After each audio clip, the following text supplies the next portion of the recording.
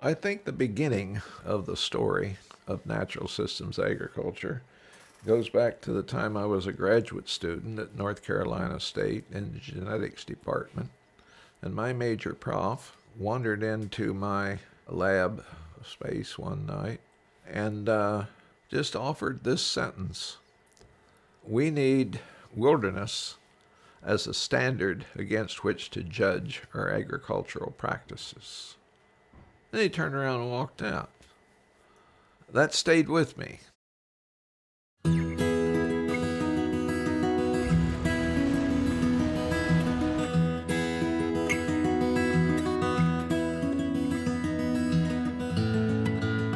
If you're working on something you can finish in your lifetime, you're not thinking big enough.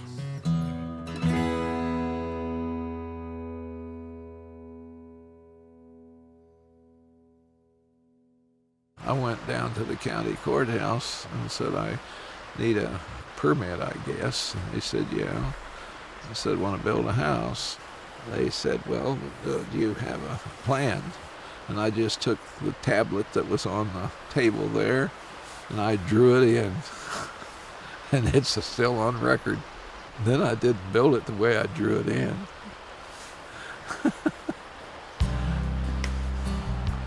When I was sitting there before any construction, there was a certain psychological state. I've written about it. That was a kind of Eden. But once I became a participant in the creation, in my interests, there was a different psychology. It was like a flip. I called it the loss of Eden. And I think there it is that the human's creativity will engage in a kind of dismemberment and the relationship is gone, at least for me. And I would sit there and I would try to imagine that former experience before I became engaged in construction.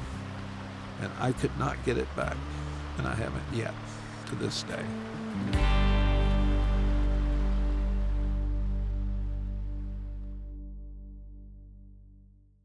Well, it's convenient, at least for me, to call the origin of agriculture the fall, the split between humans and nature. That was the beginning of us becoming a species out of context. The most revolutionary people to ever live gave us our crops and our livestock. What we were really doing was getting the young pulverized coal of the soil. That was the first break.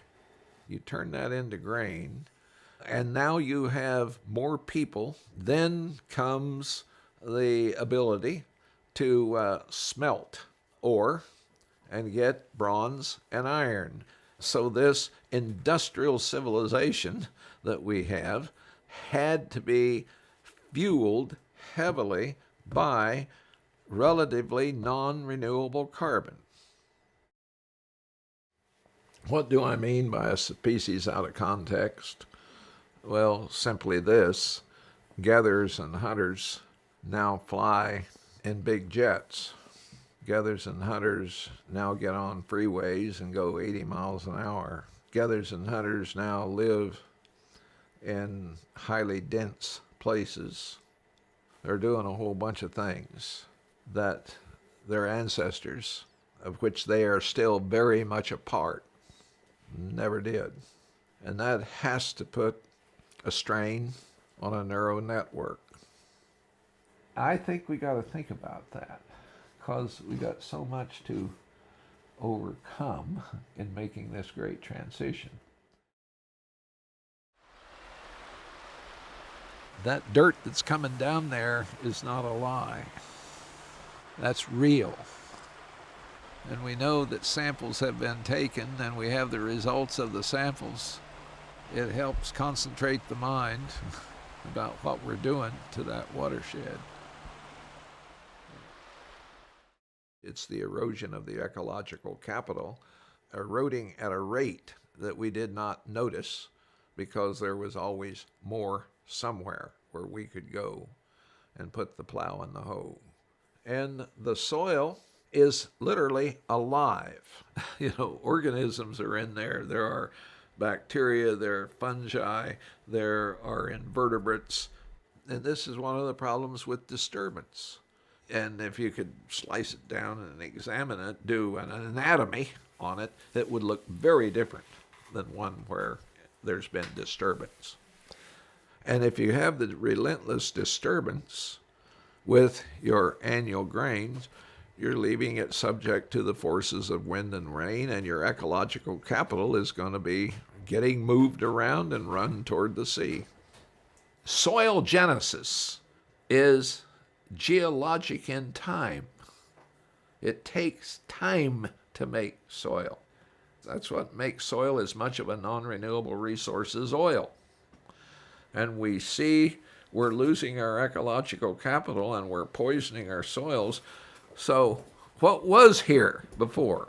Well, what was here in Illinois and Iowa and in Kansas were prairies. Now the next question is, what will nature require of us here? And now the mind is at work. And then the next question is, what will nature help us do here?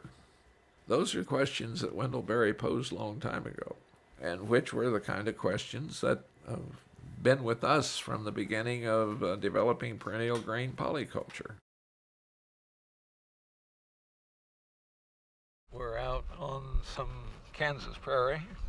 This is the kind of vegetative structure that's been here through all interglacial periods of the Pleistocene.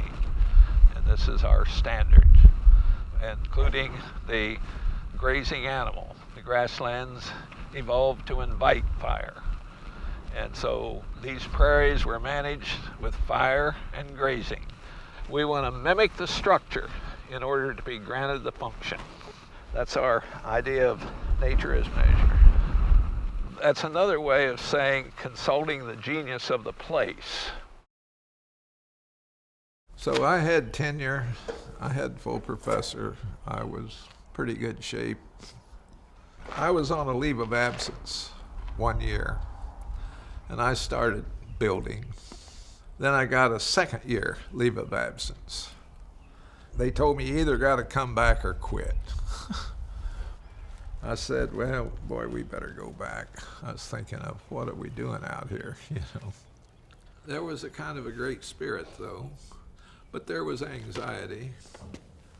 In our family discussion, I said, well, we better go back. And my daughter, Laura, who was 15, she burst into tears and said, I thought you always said we're not called to success, but to obedience to our vision. And so I resigned. And then less than a year later is when I had the idea about a perennial grain polyculture. So this is where our work at the Land Institute begins, is to try to mimic something close to the vegetative structure of a never-plowed native prairie.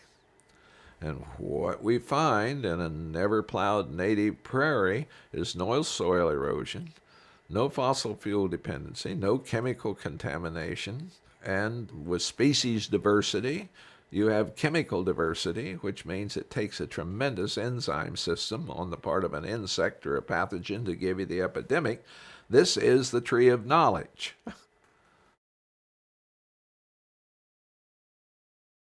Gary Snyder has the poem. It's for the children. And he talks about the rising hills of statistics, population, resource depletion, chemical contamination. The rising hills of statistics go up and up, he says, until we all go down. I call it the imperative of energy-rich carbon. The soil carbon, the forest carbon, the coal carbon, the oil, the natural gas. We really now are stuck because we now are featuring a question that goes beyond the available answers, and that question automatically drives knowledge out of its categories.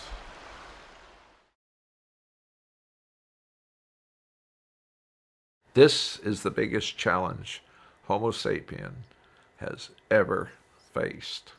as we work our way into the downpowering. I'm looking for what we are not thinking about or doing so that we're not simply repeating what we're constantly failing at. I think agriculture is the place to start because if we can keep ourselves fed, we can solve a lot of problems. It doesn't mean we will quit using science or even technology, but I think we'll have a different reference point. My kids, when they were here, we had a milk cow. They know they got to milk the cow. Out they'd go, but there would be a kind of a, oh boy, and they come back and they're alive. The satisfaction from having done something, that is, I think, profound, and I think it has a big effect on the making of people. And I think those are qualities that'll come back. What we're all working on is so much greater than what we are. If you're going to get caught up in yourself, then you're not going to amount to much. How to downpower and hang on to what we know. That to me is the big challenge. And if we can do that, I think we then deserve to be called human. Wise one. I think we've answered two of the old three religious questions as a result of this species out of context experience. The oldest question is, where'd we come from? And the second one is, what kind of a thing are we? And then the third one is still out there, and that is, what is to become of us?